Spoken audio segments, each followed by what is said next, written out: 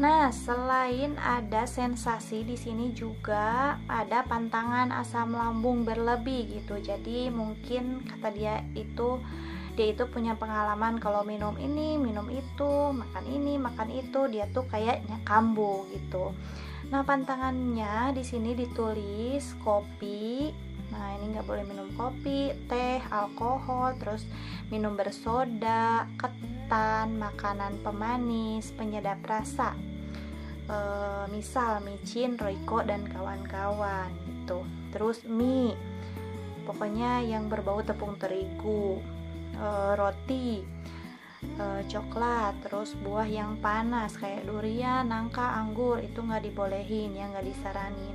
Terus santan matang, nah ya santan matang aku juga kayak ngehindarin gitu ya dulu, dan sampai sekarang juga aku gak terlalu suka makan makanan yang bersantan gitu.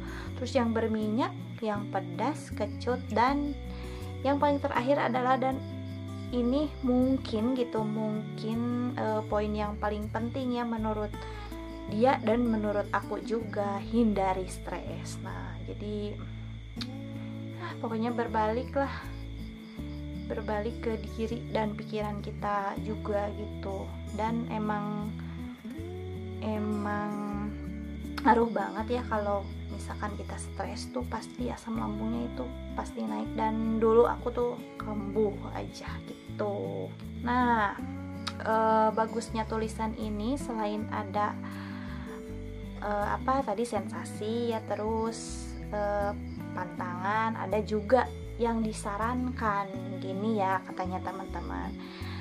Apa aja yang disarankan kalau kita nggak mau sakit lambung dan nggak mau kambuh lambung gitu. Yang pertama adalah makan dengan porsi sedikit-sedikit tapi sering dan jangan telat. Nah itu teman-teman, kalau kita masih kayak keterlaluan, masih sakit parah, jangan hindari inilah. Aku juga dulu gitu, makan kadang 2 jam sekali gitu, tapi porsinya tuh sedikit-sedikit. Dan pas waktu lagi parah dulu ya, emang kalau kebanyakan juga kan kita nggak bisa makan banyak-banyak. Aku nggak bisa makan banyak-banyak, pokoknya gitu. Terus yang kedua, buah yang manis untuk sarapan. Nah ini sarapan yang dianjurkan penulisnya gitu. Misal katanya pepaya, apel, pisang, semangka, melon, ada apa deh Rajan berkuar-kuar. Nah itu teman-teman, jadi pepaya katanya, apel, pisang, semangka, melon, alpukat. Jadi kayak yang buah yang manis-manis gitu. Derajan jangan dulu bangun deh, tenang Omi lagi ngetek video. Terus yang selanjutnya, yang ke 1, 2, 3, 4, kita disaranin untuk minum air putih yang banyak. Nah gitu. Selanjutnya olahraga rutin. Nah jadi olahraga yang dibutuhkan itu bukan banyaknya gitu, bukan banyaknya keringat yang kita keluarkan, tapi konsistennya gitu. Jadi ngereyehnya gitu, kontinunya itu yang dibutuhin. Jadi rutin. Nah jadi rutinnya itu yang sangat penting gitu. Nggak usah banyak-banyak, kata aku juga. Aku pernah bahas ya di olahraga yang cocok buat lambung. Jangan berekspektasi yang terlalu banyak gitu. Kita mulai dari yang santai-santai aja gitu olahraganya. Pokoknya itu rekomendasi banget ya. Video sebelumnya lah, kalian bisa scroll ya ke bawah, ada video aku yang olahraga itu yang dianjurin buat GERD dan asam lambung gitu.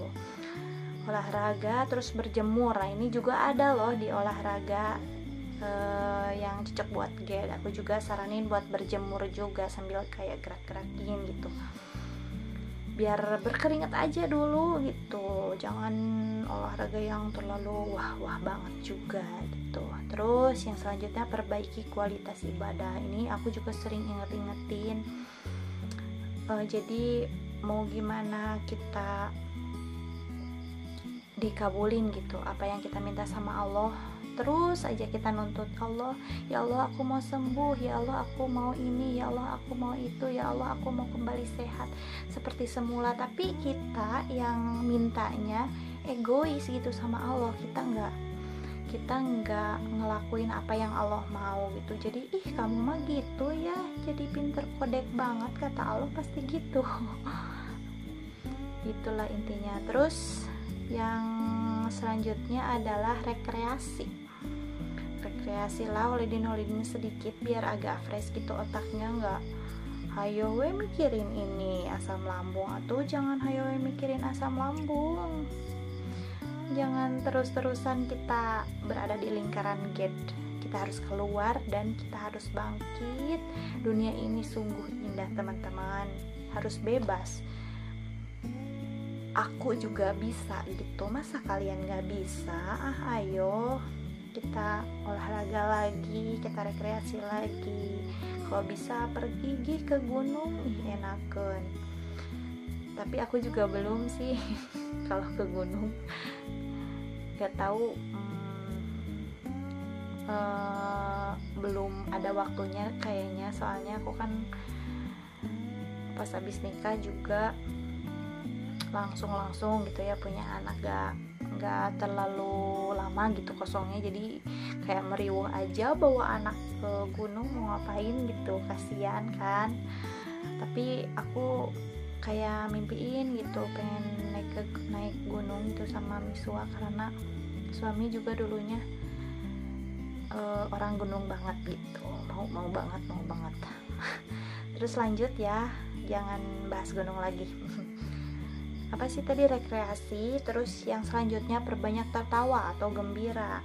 Nah, kalau kita nggak bisa tertawa, asal jangan tertawanya nggak ada sebab gitu, kita cengar-cengir sendiri gitu, ngapain kayak orang bla bla aja, nggak boleh ya. Jadi tertawanya itu tersenyum, kayak mensyukuri apa yang kita punya, apa yang kita dapat dari Allah gitu. Terus tertawanya mungkin bisa, kalau nggak bisa banget gitu, kita kan bisa kayak nonton video-video lucu atau apa gitu. Aku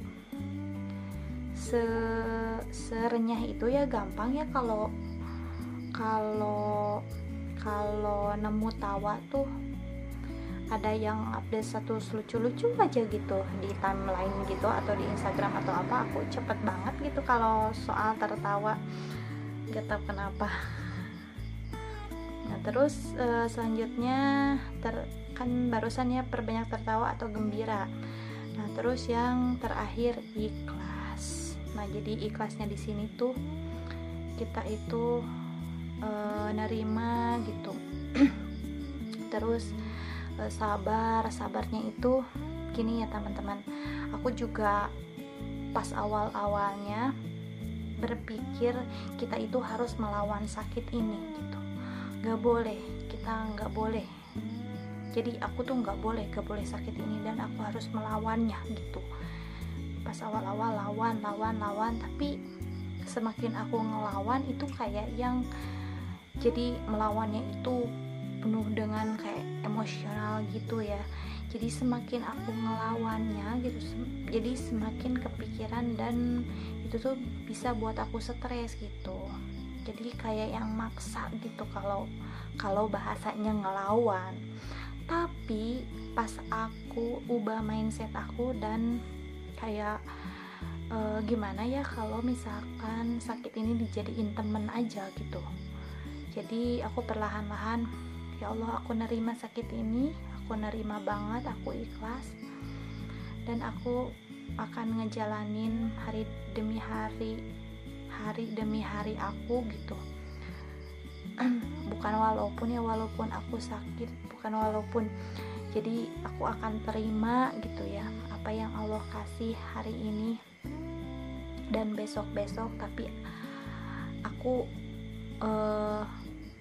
karena aku juga butuh gitu dan ada keinginan untuk sehat gitu ya. Kita juga kan dituntut buat ikhtiar juga ya, masa sakit nerima aja gitu, nggak ada ikhtiarnya buat sehat. Itu kan penting juga ya buat kita gitu, kesehatan juga penting, dan itu bisa bikin hidup aku gitu ya, hidup kita itu percaya diri juga gitu kalau kita sehat gitu. Nah jadi apa salahnya kalau kita ada ikhtiar buat sehat gitu teman-teman, ya intinya. Nah gitu, jadi aku terima, aku ikhlas dulu aja. Nah semakin aku terima, semakin aku sabar, dan aku sabar aja ngejalanin proses ikhtiarnya itu, jadi sabar gitu. Nah semakin kita sabar, semakin kita ikhlas gitu, jadi semakin ada jalan gitu, semakin ada petunjuk, semakin dikasih kemudahan gitu sama Allah gitu pokoknya intinya teman-teman. Dan lumayan lah ya, udah beberapa menit gitu ya aku ngobrol, dan ini juga udah malam juga, aku udah ngantuk teman-teman. Mungkin sekian ya pembahasan aku hari ini, pembahasan tentang sensasi asam lambung yang ada ya, yang nulisnya bukan aku yang nulisnya, tapi ini sebagai perwakilan aku juga, bahwa aku juga dulu kayak gitu sensasi yang aku rasain. Terus ada juga makanan dan minuman pantangan. Nah ada sebagian, dan memang rata-rata yang ada di tulisan itu ya gitu. Pantangan juga itu aku dapat dari dokter. Nah kamu ini nggak boleh makan ini, nggak boleh dulu gitu, dulu jangan makan itu dulu, tapi kalau sehat ya nanti kan bisa diatur juga gitu. Dan dokternya juga gitu, terus para ahli juga, bukan berarti kita nggak boleh sama sekali gitu, tapi jangan berlebihan gitu. Nah terus yang terakhir adalah apa yang disarankan. Jadi mudah-mudahan semoga teman-teman mengerti ya dengan apa yang aku bahas, dan bisa menjadikan jalan atau petunjuk bagi kalian semua, dan intinya semoga bermanfaat gitu teman-teman. Aku nggak bakalan berhenti doain kalian ya, harus bisa gitu. Insya Allah aku juga bisa gitu, kalian juga bakalan nyusul, aku tunggu ya. See you on the next video. Assalamualaikum warahmatullahi wabarakatuh, bye bye. Aku tunggu sehatnya teman-teman.